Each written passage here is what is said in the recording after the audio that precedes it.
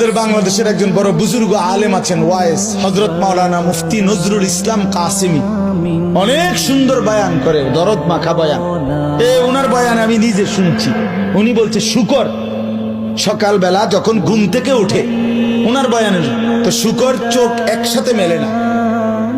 মানে আমরা যেমন চোখ খুলি না ঘুমের থেকে, শুকর একসাথে চোখ মেলে না, মানে পুরাটা খুলে লায় না আর কি, একটু একটু করে খোলে, একটু এরকম আস্তে আস্তে চোখ মেলে, মানে একটু একটু করে চোখ মেলে। উনি বলছেন কিতাবে লিখছে যে শুকর এরকম আস্তে আস্তে চোখ মেলে কেন, একটু একটু করে। শুকর বারবার বলে এই চোখ মেলবার সময়, আল্লাহ আমারে কোনো বেনামাজি কোনো নাফরমান যেন আমার চোখে না পড়ে, এই জন্য আস্তে আস্তে চোখ মেলে। আপনার কোন নাফরমান, আপনার কোন নাফরমান বেঈমান যেন আমার নজরে প্রথমেই না পড়ে, এই জন্য সে আস্তে আস্তে চোখ। আমি হুজুরের বয়ান শুনছি, তোমাকে শুকরে ঘৃণা করে, কুকুরে ঘৃণা করে।